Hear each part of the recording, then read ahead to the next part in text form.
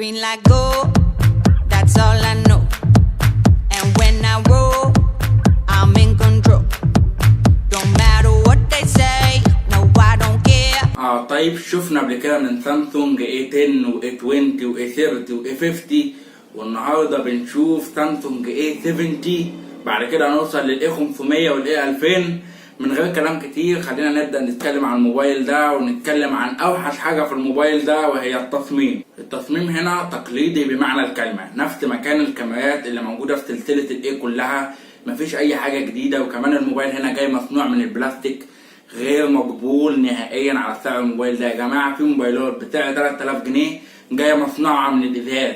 بصراحة انا لو هشتري موبايل هبقى عايز حاجة مميزة في التصميم، بس برضه يعني التصميم هنا مش وحش قوي، بلاستيك عليه مادة لامعة بيدي انعكاسات كده لما الموبايل ده يجي عليه نور، والالوان هنا مدمجة مع بعض بنسبة صغيرة. لما تبص على الموبايل كده من بعيد تقول هي فين البصمة. احب اقولك ان البصمة هنا في الشاشة. الفئة المتوسطة هتتغير يا جماعة 180 درجة الفترة الجاية.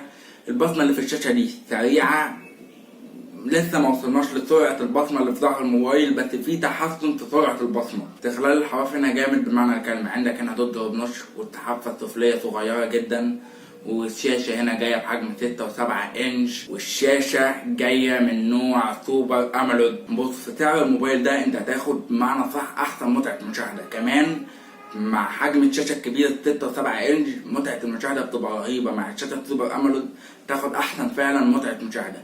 بس كاستغلال حواف مش حلو، تفهمنيش غلط، استغلال الحواف هنا حلو وكل حاجة، بس في احسن بنفس السعر ده زي اوبو F11 برو جايب استحواذ شاشة كاملة وكل الحاجات دي.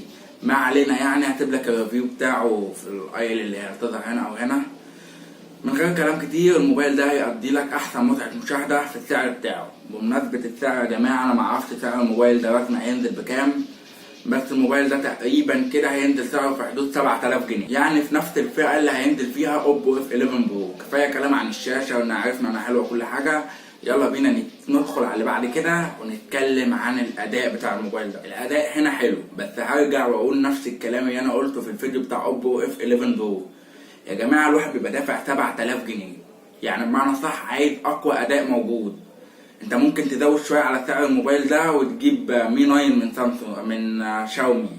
على العموم مي 9 ده هيوفر لك احسن اداء سناب دراجون 855. على العموم الموبايل هنا جايب معالج سناب دراجون 675، هيشغل لك بابجي على HD من غير ما توقع فريمات معاك واسفلت، وكمان هتتنقل بين التطبيقات من غير ما يحصل تهنيج او اي حاجه. وكمان البطاريه 4500 ملي امبير هتقضي معاك اليوم كله، بطاريه جباره. وكمان المعالج ده جايب تقنيه 11 نانومتر.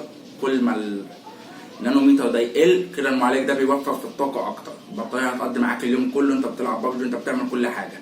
بس من ناحيه الاداء في اداء احسن بنفس السعر، ويمكن اقل في السعر كمان زي بوكو فون. كفايه كلام عن الاداء والمعالج، ويلا بينا ندخل على اللي بعد كده برضه، وندخل على الكاميرات. بص انت هنا عندك 3 كاميرات. الكاميرا الاولى الاساسيه جايه بدقه 32 ميجا بكسل بفتحه عدسه f1.7، والكاميرا الثانيه جايه بدقه 8 ميجا بكسل وهي كاميرا الترا وايد. اما الكاميرا الثالثه جايه بدقه 5 ميجا بكسل وهي خاصه للعزل والبورتريه. اما الكاميرا الاماميه هنا جايه بدقه 32 ميجا بكسل. انا بصراحه مش بحب اقول الارقام والحاجات دي كده لانها مش بتفرق كتير، خلينا نشوف تجربه فعليه احسن. يلا بينا. يعني الصوره زي دي مثلا صوره جميله فيها تفاصيل فيها كل حاجه، لما نقلب على وضع الالترا وايد لا الصوره تختلف فعلا، في كميه حاجات في الصوره رهيبه. ودي صوره تانية برضو خلينا نشوفها كده، صوره برضو جميله فيها تفاصيل، السحاب حلو كل حاجه. بس بص بقى كده في وضع الالترا وايد، لا بجد الصوره روعه، فيها كمية تفاصيل رهيبة. دي صورة عادية بوضع 12 ميجا بكسل. الزرع اللي على اليمين ده فيه شوية تفاصيل، بس الإضاءة الليلية هنا مش حلوة أوي. الصورة يعني نسبيا حلوة، بس الصورة دي فيها كمية نويز كتير. التصوير في الإضاءة الليلية هنا مش حلو أوي، بس برضه يعني في صور حلوة زي الصورة دي مثلا. خلينا نقلب على الكاميرا الأمامية كده ونشوف الكاميرا الأمامية هنا روعة.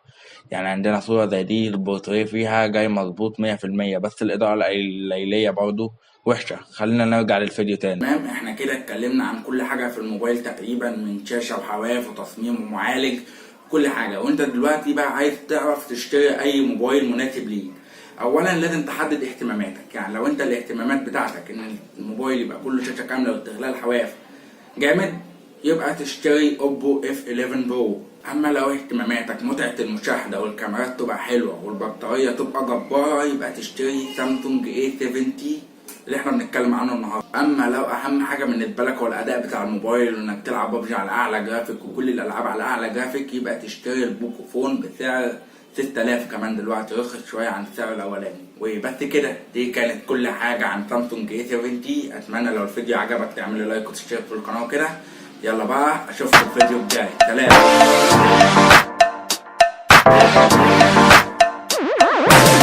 Just last week you called me.